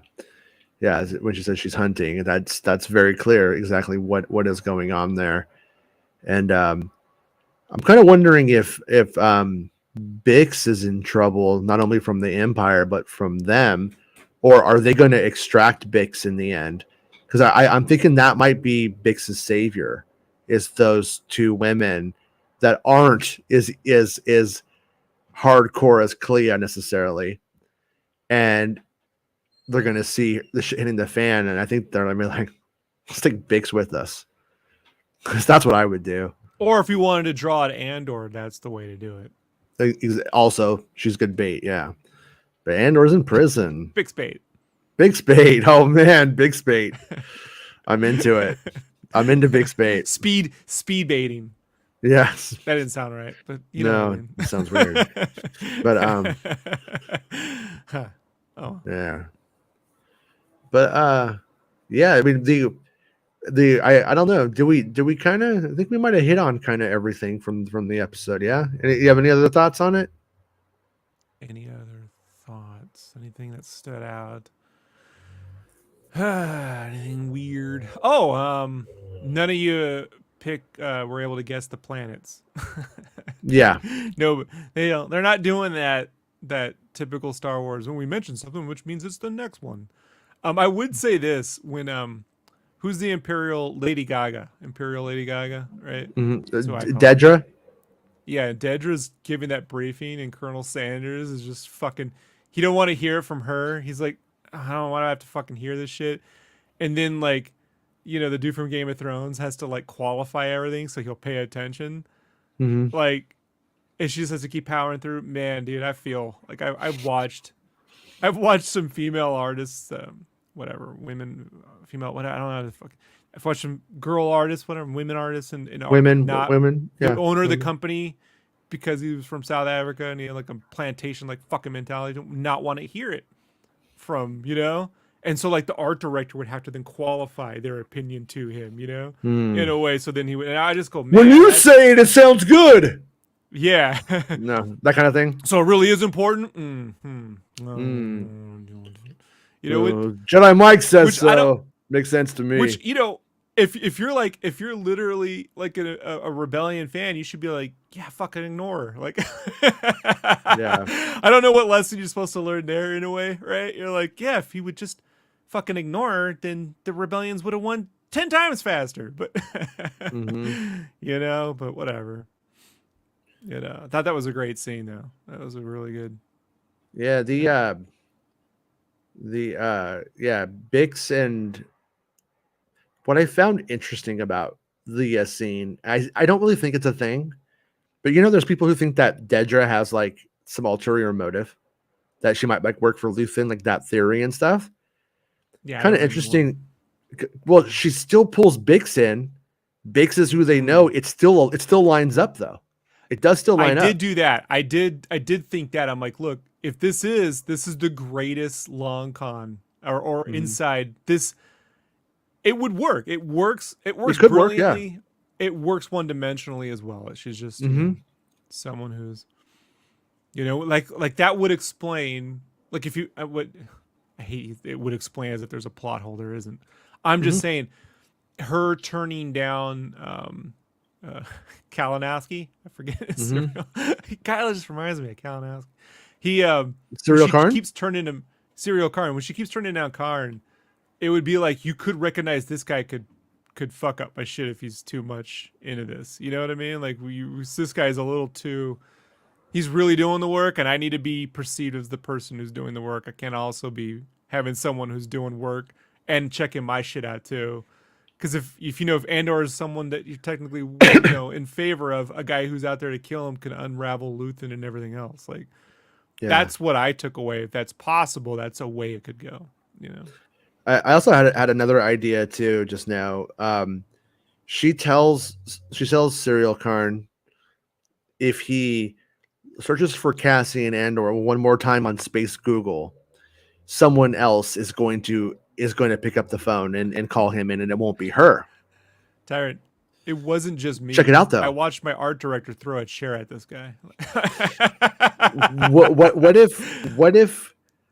What if he does Space Google Andor again, and then they call him in and they make him a Dedra because of that, and then he is now actually competing with her on her job, and I could kind of see that happening. Yeah.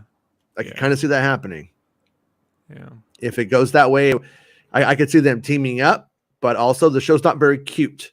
And that seems a little cute. It's a little cute when they're shitting on each other's white uniforms. In the Empire, though.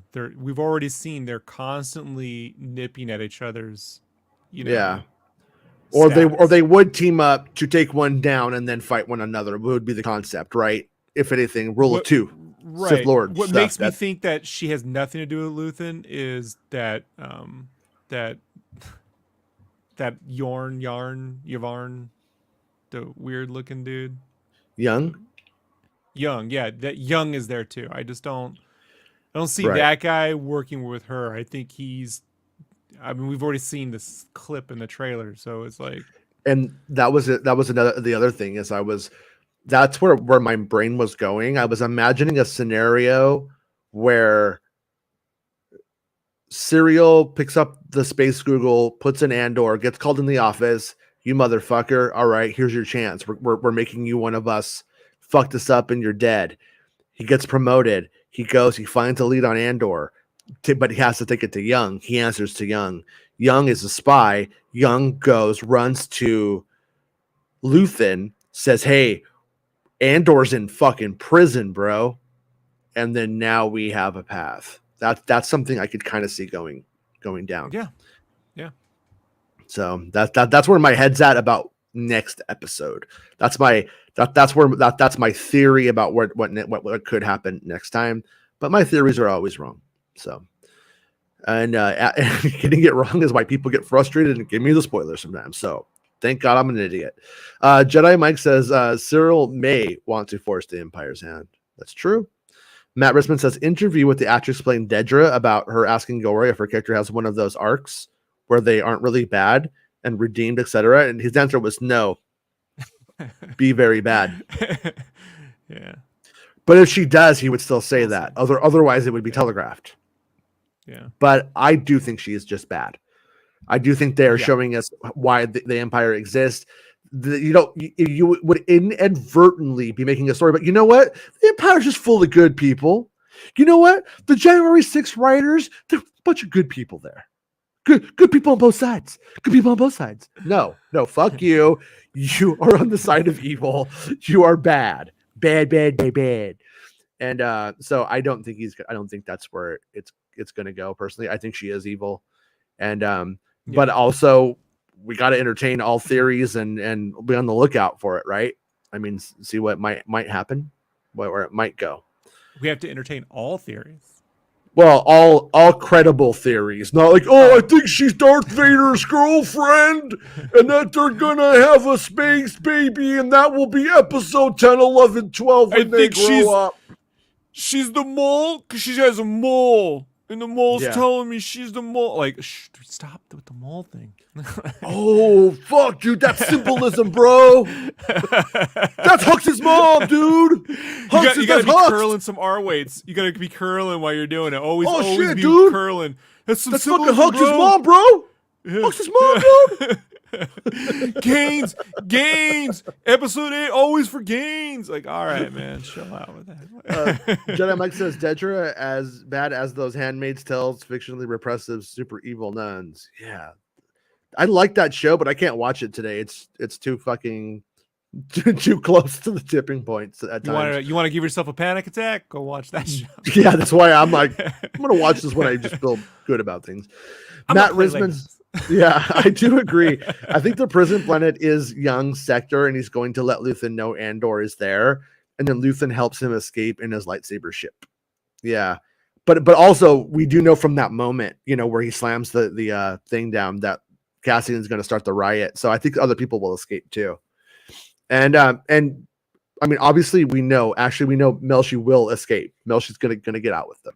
Like that. I think that would be lame if they didn't get out together and then just, but you got out. Yeah, I got out. Like if they get out together, that just kind of gives that Rogue One ending stuff a little bit extra, like, you guys are dying together, which by the way, Melchi dies in canon due to the two different ways because of errors, because they kept refilming and things had already been published. That the old Bail Organa thing from Phantom Menace happened with him. One of the kids' book has the kids' book and the novel contradict one another. So there's always a chance that he might. We see the implication of his death on screen, but we don't see it. I don't believe. But we'll have to look at that again. But there's always a chance he does live. Dedra, as bad as those Handmaid's Tales fiction thing. I already read that one. Sorry. Matt says Melshi has to escape to start his soft serve yogurt chain. Yep. Best theory ever, Matt. I like we did have. I thought we had evidence that Melshi was on the beach planet, and where Andor gets arrested. So either they go back there, and the show might go back there, not because it's the greatest story idea, just because like we built these sets and we got this shit. So we'll just reconvene there. But I kind of don't know why they would, because it seems like it's a hellhole. But at the same time, people who were arrested were probably arrested in the area. Like I'm not. It's not clear. Like if you did a crime on Alderaan, would the Empire send you to that prison, or are you sent to that prison based off of the planets where you were incarcerated? Like it depends on what the internal logic of the story is. Or what your aptitude for the needs of the Empire are, Like there is a holding facility. They just weigh you. They figure out your blah, blah, blah, what you're good at. I just want to say, I didn't get to bring this up on the last episode. Whoever designed that Imperial fan in the judge's room that's also shaped like the Imperial symbol is fucking... Why we can't buy that fan, I do not know. Give it time. Give it time. Like you just look at it. It looks like the Imperial symbol. When it's blank, when the way it moves, it creates the little... And it's got a little Imperial signal in the center too, so... Like the prop designer that day was like, "Look at me, I fucking did it." And you're like, that's like when they put blankets in Star Trek. Like, there you go, naval blankets. Yeah, genius. Nick's all somehow Melshi returned. Somehow he did. You know what was kind of weird too?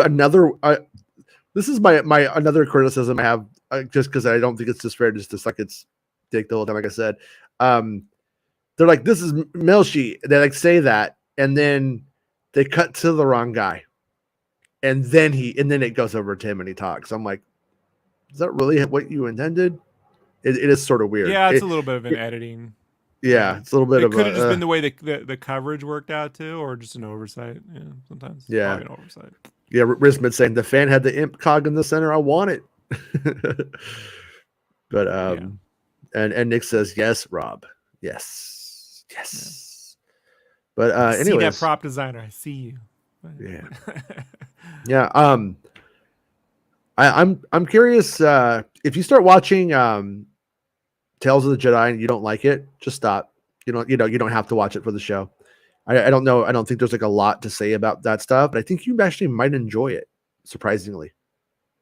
As I was watching it, I was like, Rob, environmentally way prettier than what they've done before, I'd say. strangely too. It's just weird because like it feels to me like they still do that CGI part on a 2007 or 11 budget.